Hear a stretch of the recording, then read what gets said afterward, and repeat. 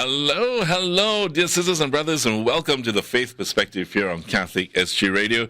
I'm Andriacha. Today with me is Beatrice de Cruz, and the Faith Perspective is really an opportunity for us to chat about trending issues, thoughts, or even directions and events that the church is in and what's happening also around the world.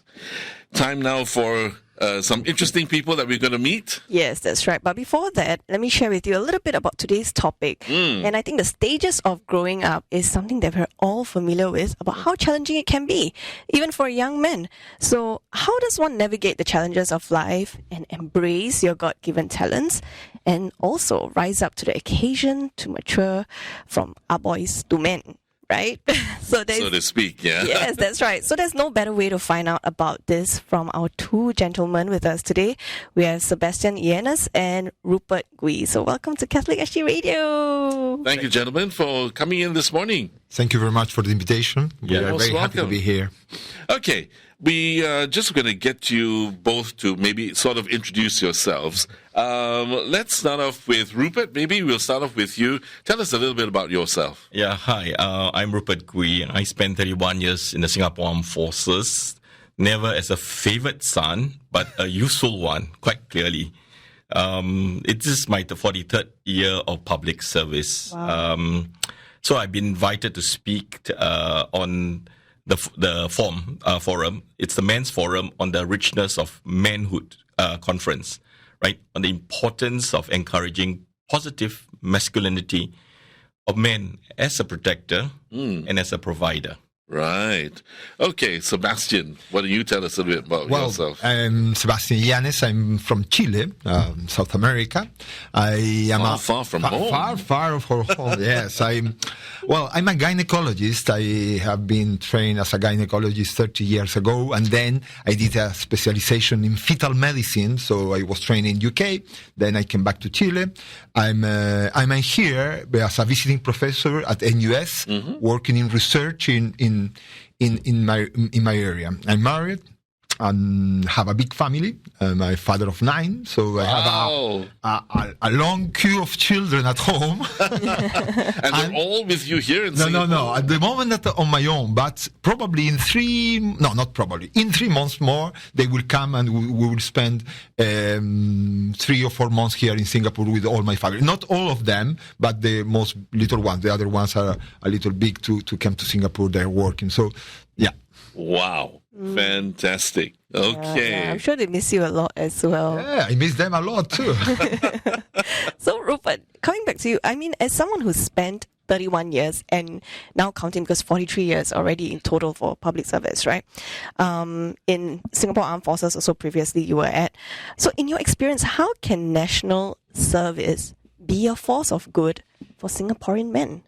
Well, actually, when a young man is enlisted into national service, right, it's a call to protect your country, your community, your family. And it's a great dovetailing, right? It's a great opportunity, really, to initiate them into the protector role. And, in helping them man up, right, to take on that role, it's important that they need to avoid toxic masculinity, right? And I think it's a great opportunity, really, for them to find, and develop a strong sense of duty, of honor, integrity, right?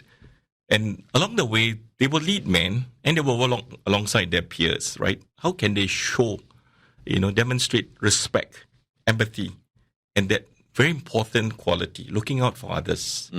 I think this is a, very opportune time for them to grow into that. And in doing so, they will find fulfillment. Right. It's hardwired in them. And I've taken officer cadets. I had a batch 3 years down the road. They invited me back to the old officer cadet, college. We had dinner. We walked up the hills where we used to charge up. Ting Kang Hill, right? Yes, exactly. We walked up there, I was very intrigued. I just asked them, what do they remember about me? I expected to know, the military stuff. No. The thing that struck me was that one of the, my former cadets responded, actually, sir, the thing that stuck in my mind was this, we just came back from our own run, and then we saw you, outside the toilet, sticking your head in the manhole because it was choked, and, clearing it out. And he said, no, that is leadership example, right? Because they had very little time to bathe, etc., and making sure that they were taken care of. So it's a protector and a provider role. And that struck. You see, so I expected a very different answer. Right. But, it tells you that in the small little things, the servant leadership, right, stuck with them. Right. Yeah, I'm very encouraged by that. And, it's great not to be called back 30, 35 years after that, fortunately, my whole group. Right. Yeah, I enjoyed my national service. Let's be very honest. Also, we had good examples, and we had examples that were far from, I think, perfect. But I think that's fine. But I think what was really wonderful was, as you said, when you dig a hole in the mud, we all did it together. When we had to run up the hill, we all did it together. And whether we were tired and we were all struggling, we would bring each other up as best as we could to make sure that we would reach the objective. And I think that was really something truly also protector, but also I think also collaborator as well, and very much one who is willing to work as a team member. And those were, I think, values that all of us learned when we were in the army. It was also something that, it was my first batch of officer cadets I took. And the first day they reported, and I asked them a question. How many of you really want to be here? Right? That's a good question. Yeah. And actually I found out 2/3 didn't want. Yeah. They just didn't know how to say no, or, they didn't know they couldn't say no. Correct. Right? And unlike the rest, is you've got to meet my standards. I felt that give me 3 months. If I can't convince you, why you ought to be a leader, feel free to walk out. So it's a very different attitude. Yeah. And I think that changed a lot of them. And, it was confirmed 35 years down the road when someone shared with me privately, right, how that moment changed his life. And, and today he's a very, very successful banker. Ah, wonderful, wonderful. Your experience may be slightly different because with officer trainees and cadets, I had to train men who at that time, I think your time and my time is around about the same. We had people really who had to leave their families and had to stop providing for the family full time. And so a national service salary at that time was difficult for them. And there were struggles. But, many of these men understood why they had to be there. And so as an instructor for them, I too had to be very, concerned of their well-being. And the thing is, you hear all kinds of stories. But if you get a man or a couple of men who come back and say, we're willing to go the distance with you, I think that is the most wonderful thing that you can get from men who come together from different parts of Singapore, different religions, different races, and we say, okay, we'll stick this out together. I think that's the most wonderful thing. I think you're absolutely right, No, we had to, besides officer cadets, I actually led men. And exactly as you say, they came from poor backgrounds. Yeah. And they're working, really hard lives, etc. And, national service wasn't enough. But I think they appreciated, that at that time the SF had welfare grants, when we did house visits. Little things, we stretched the rules, let them work after office hours, gave them jobs that they could moonlight a bit. It was unofficial in those days, but today it's official. You can do it for extreme cases. Wonderful. It's, we've come a long way. In fact, I had a part to play and formalize that policy. Wonderful. Right? So the thing is that we listen, we empathize. And amazingly, down the road, 20 years later, you get a call from, so I'm inviting you for my wedding. And you remember, these are moments that mattered to them. How you understood, you empathized, and you launched them stronger. So that has stuck with me. I think that's the most meaningful moments in my career. Wonderful. Sebastian, let's come to you. Being a physician, obstetrician, and gynecologist, you're everything, actually, to the couples who come and see you. But I just want to ask you, and not to put you on the spot, but you're blessed with 9 children, and that is really, wow, fantastic. But for those couples who can't conceive, okay, yeah, this I understand your question. It's a very complicated question, right? Okay, and because it involves several aspects and the attention and advice that you have to give to each couple is very particular. They have to be very personalized. Absolutely. It cannot be a one-size-fits-all. Yeah, absolutely. It cannot be a one-size-fits-all solution because this particular couple have a particular history. Their problem is very particular to them. Is something that you have to do very particularly. So, if we are talking about a couple that is infertile and that have no possibility to have a biological child, right? That I understand is you are trying to understand what I say to that couple. Yeah. First, I try to avoid the first sentence, I understand you. Because nobody can understand the particular situation that they are having. Correct. So I try to avoid this word. So instead of saying I'm with you, that is very different approach. I don't say I understand from a big position. I know everything. You have to trust in me. Yes, you have to trust in me, but not because I have your solution. We will deal and we will find a solution for you, and I will be with you all the way. So that is my first approach to this type of couple. The second approach is to be very, very, very scientific and give very scientific information. Because what I have learned from many years of experience is that when you allow people to understand what they have, is more easy to take.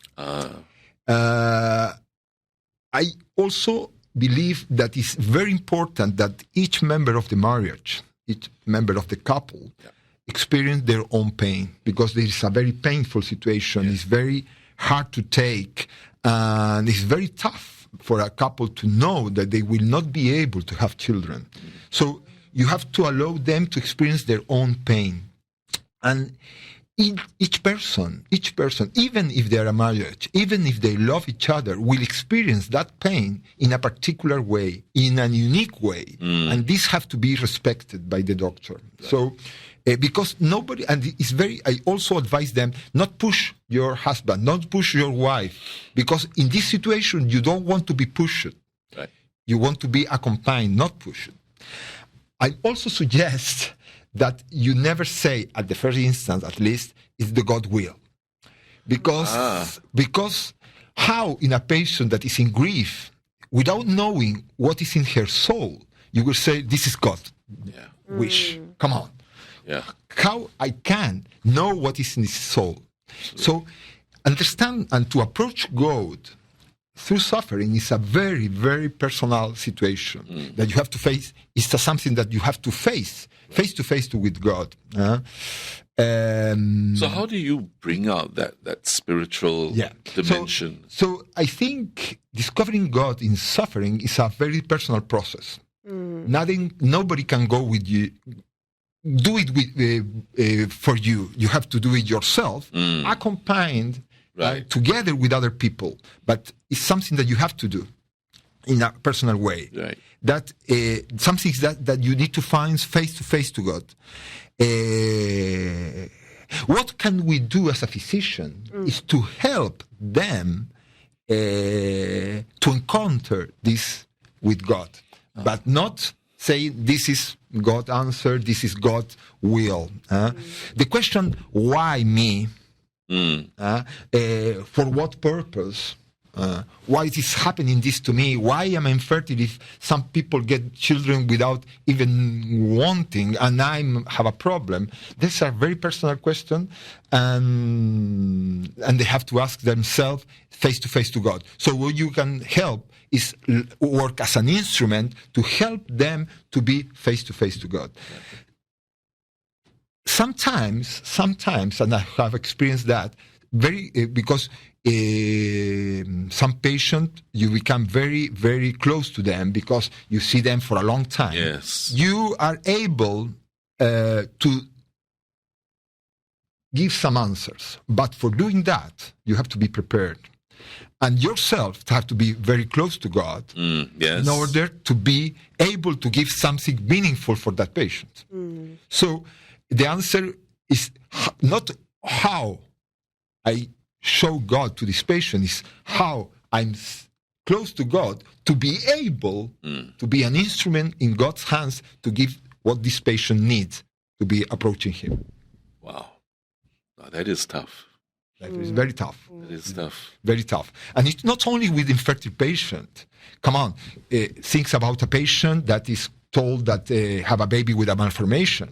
That the baby, that you cannot... But you have two situations there. I don't know if I'm explaining too much myself, but it's a too long answer. But it's very important to understand the role that we play as a physician in cases where the baby has a problem. If it's a problem that the baby will die of that problem, you have some sort of approach. But what happens if we are not able to tell her if the baby will survive, if the baby will be able to reach the school, if the baby will have a personal relation? It's a very difficult situation, and infertile couples are very, very tough. But patient dealing with a baby with a malformation is another tough, and how you approach them, how you go them all the way is some of the situation in my particular work and in my daily life that are very challenging.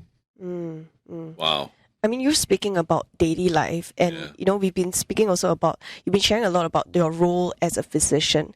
But how about your role as a father? I mean, you are a father to 9 children, and how has your own children also, made you a better man? I know, it is sanctifying process.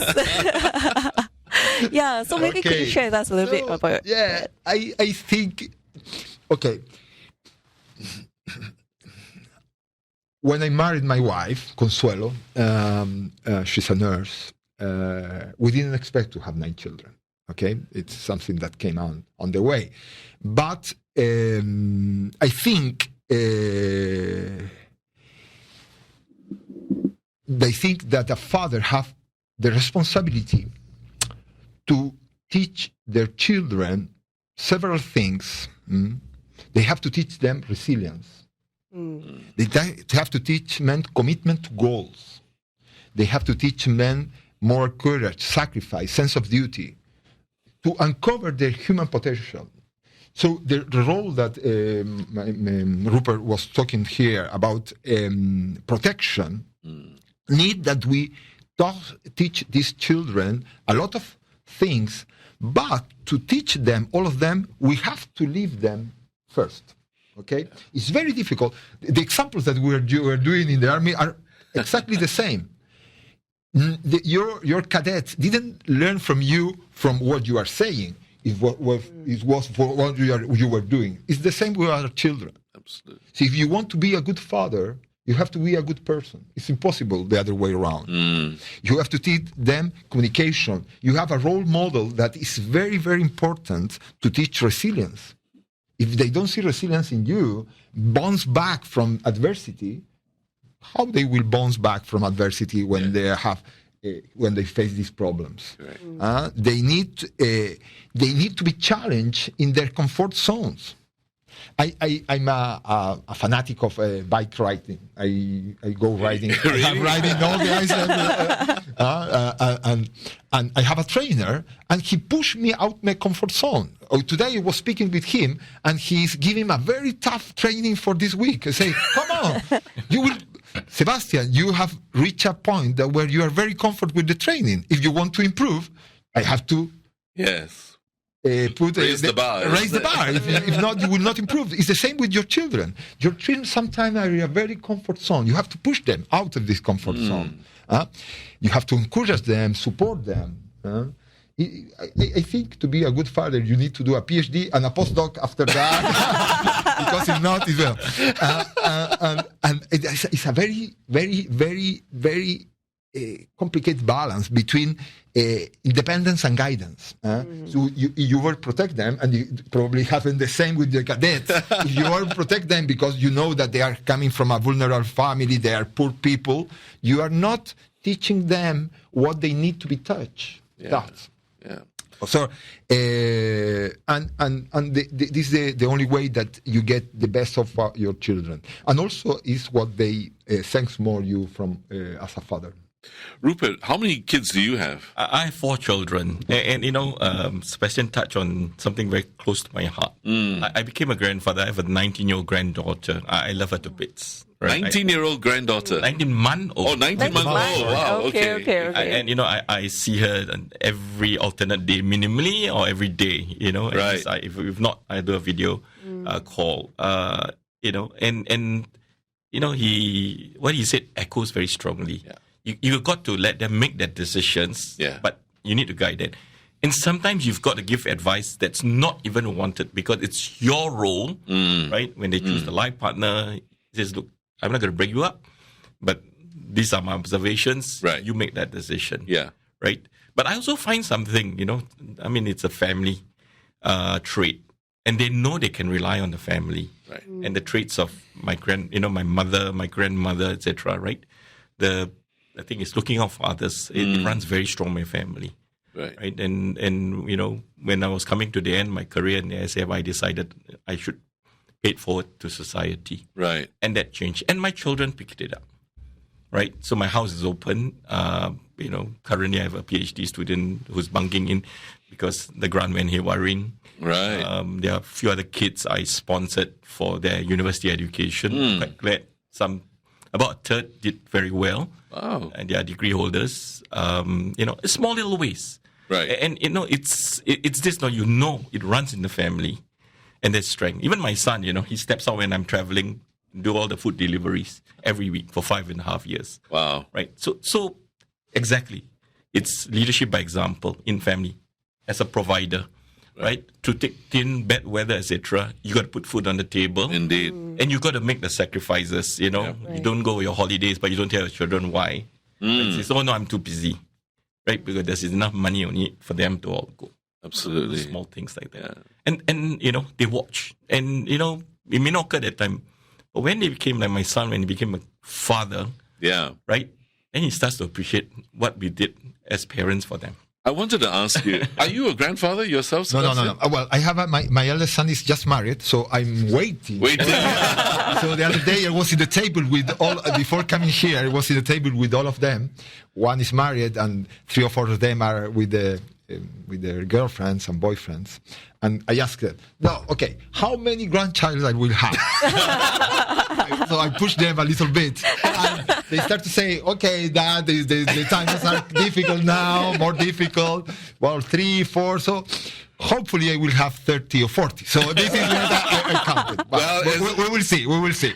Just 9 times 2, 2 each will be 18 already. So what I really appreciate what you are saying, and what I think the young people need now is to understand where they want to be in 10 years' time. This is a question that I always ask my students. Where you want to be in 10 years' time? Right. Because the decision that you make now will have incidence in where you will. So the commitment to a goal is absolutely key in the life of everybody. See, if I want to be an academic, for example, if I'm an academic, if in my young I didn't do research, I didn't do publication, I didn't approach to the people to do research, I would not be where I am now. Mm-hmm. If you want to be a father, you have to take the step. You cannot expect not to take the commitment to goals when you are young and to become a father, like because of the fatherhood appear from heaven. This is not that doesn't work like this. Right. If you have to work, you have to have a proper life. You have to be committed. You have to be in the marriage. Yes. I don't know if all of us are married, but to be in a marriage, it's not easy. Yeah.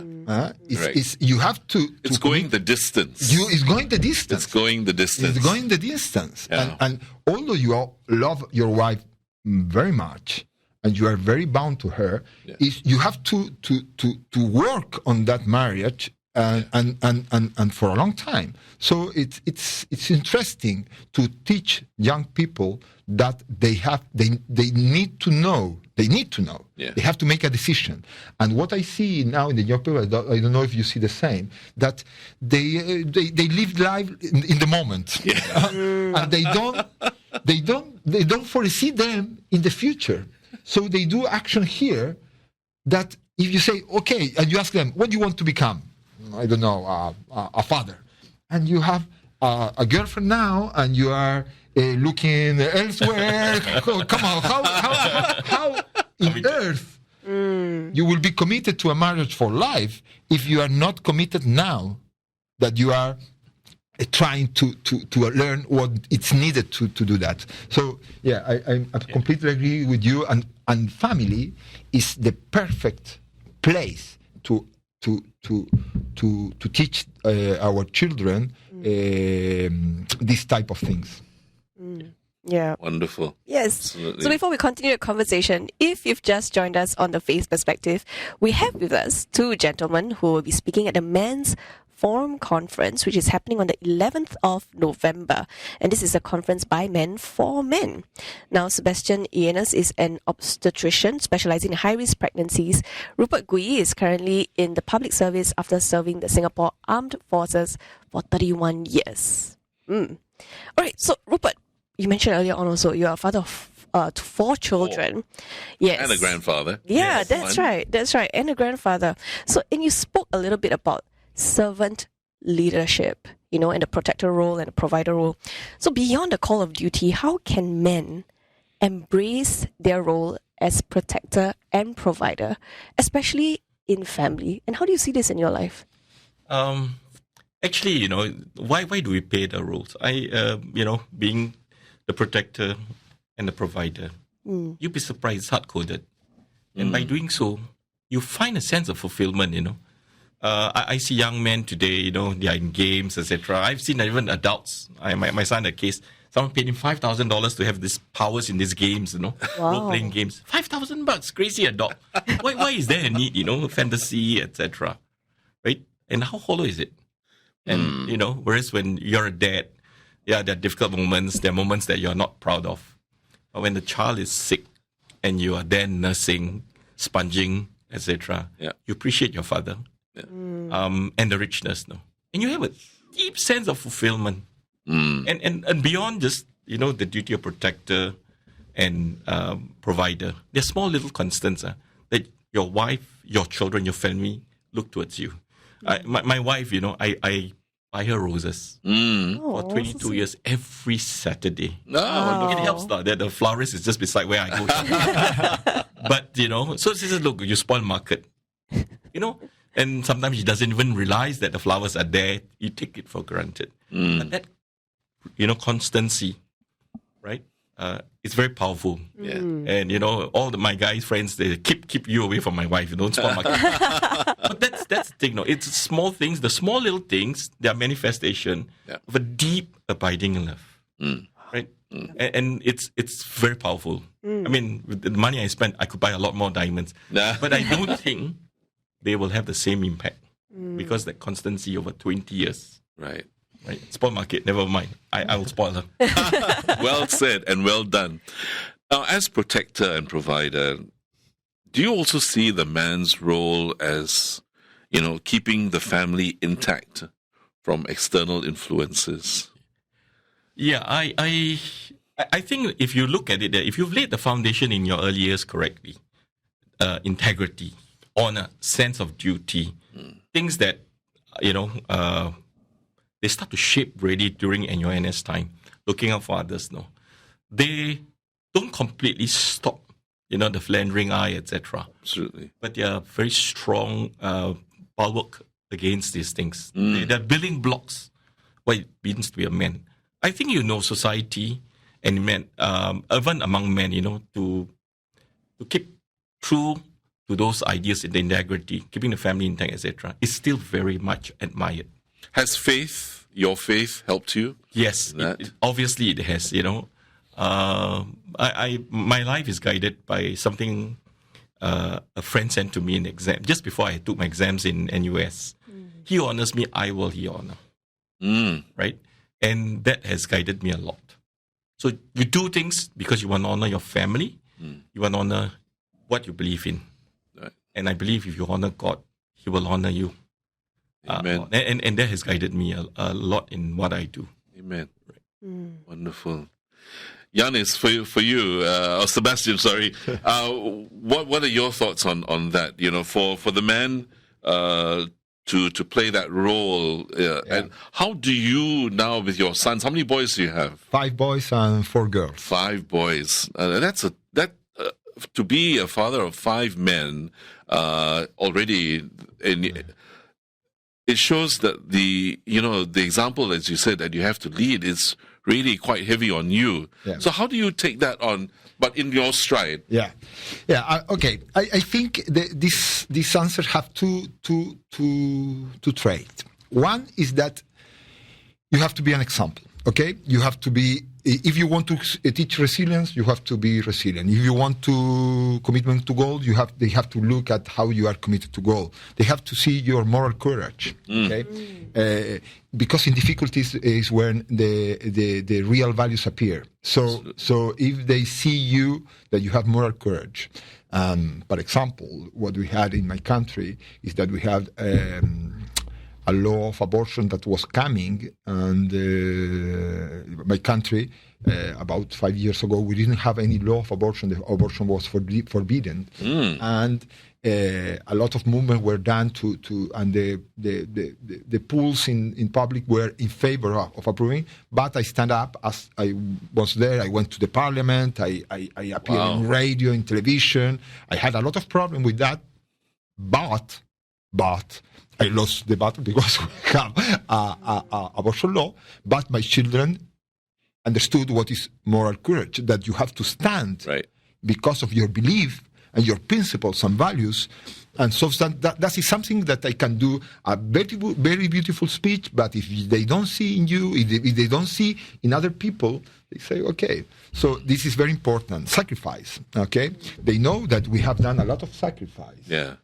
As father to have 9 children. I remember one time it was very, very funny. We already have 4, okay? And we were pregnant again. We were in a distress with my wife. In a very huge distress because we had 4. I was a resident and my wife was a nurse. So we said, well, how we will tell the children?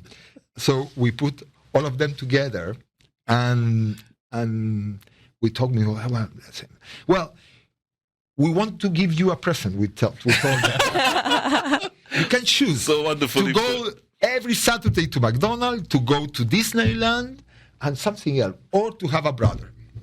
And I remember these 4 chaps they started to discuss. They were 6, 4.5, 3, and 1.5. This is what they ate. The huddle, right? And they thought, we want a brother.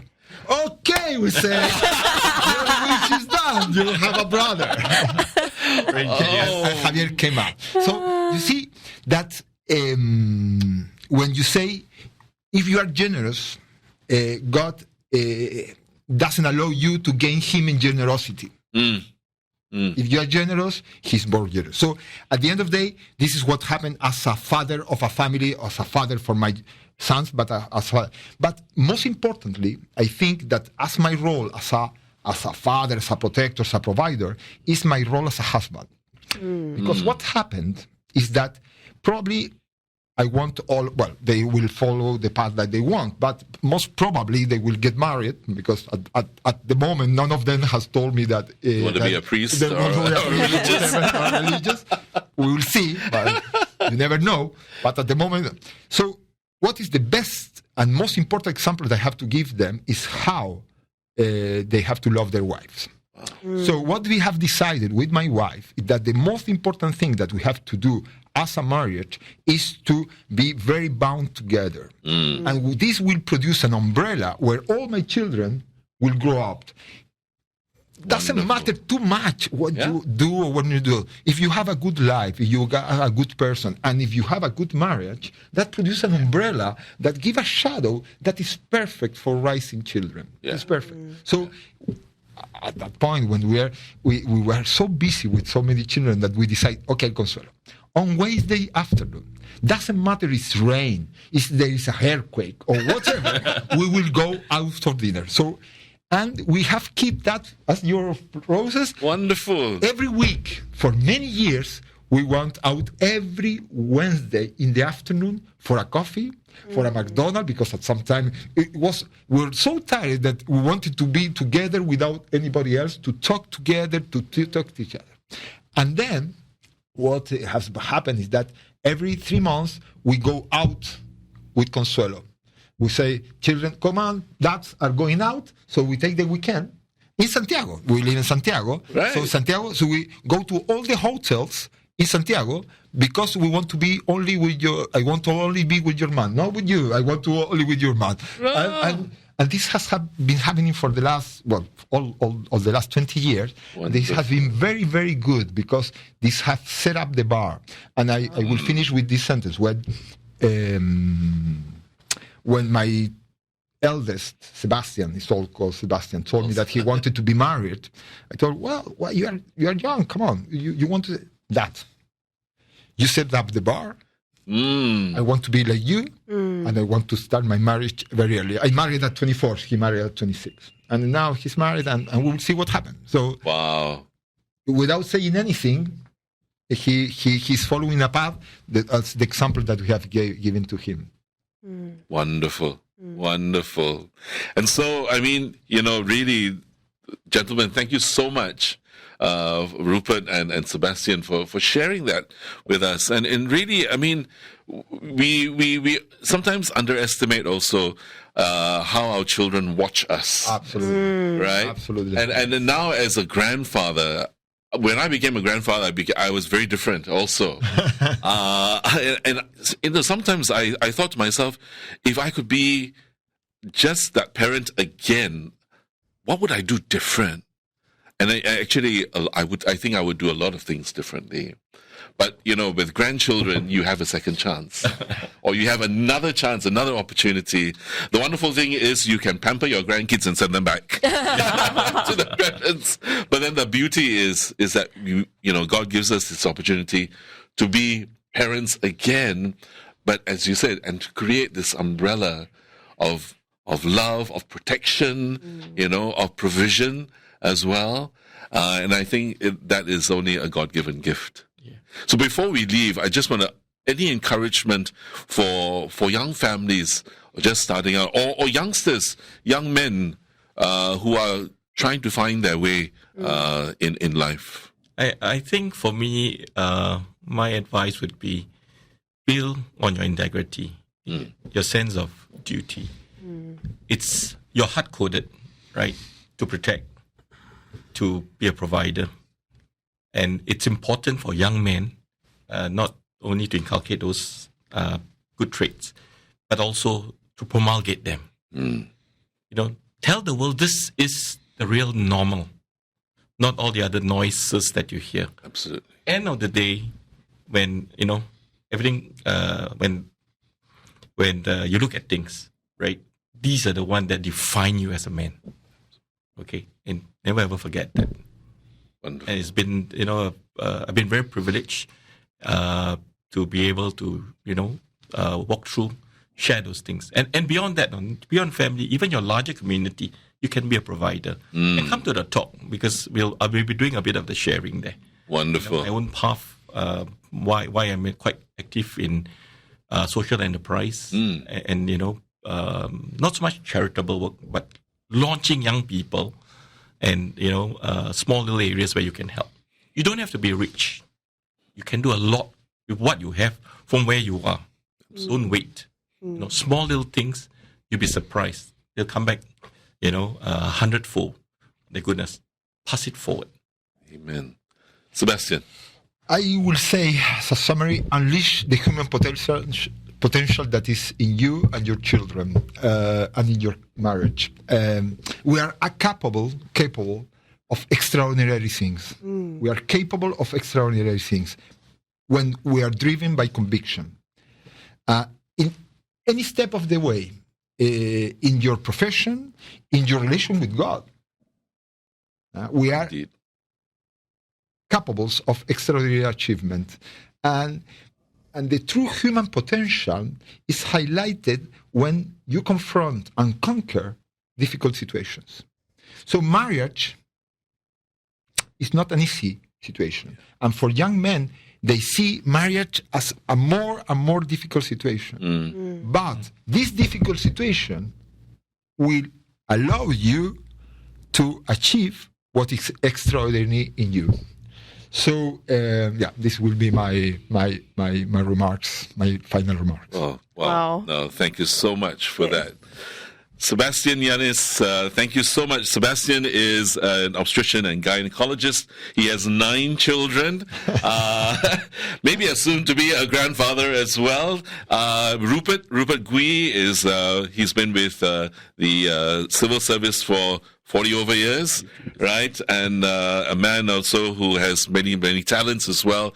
Thank you so much to both of you and sharing your wonderful stories. The roses, Yes. the dates with the wife, wonderful. I think all of us need to do that, really, truly, yeah. And for so many of you who have joined us, we want to thank you also for your time being here with us on Catholic History Radio. Yes, so just a reminder, if you're listening to us right now on our live stream, the Faith Perspective goes out every fortnight on Tuesday mornings at 8:30 a.m. Also, the encore broadcast of this program is at 8 p.m. tonight, and again tomorrow on Wednesday at 5 p.m. and Thursdays at 2:10 p.m. And you can also catch up on this interview at your own time, own target on our Catholic SG Radio app, Spotify, and Apple iTunes. You can also watch us, right? Yes, definitely. That'll be tonight. Don't forget to catch us on this interview. And once again, we want to thank our guests today. God is already calling. But thank you once again, dear sisters and brothers. I'm Andriacha. She's Beatrice de Cruz. Thank you for joining us here on The Faith Perspective. Bye-bye now. Thank you.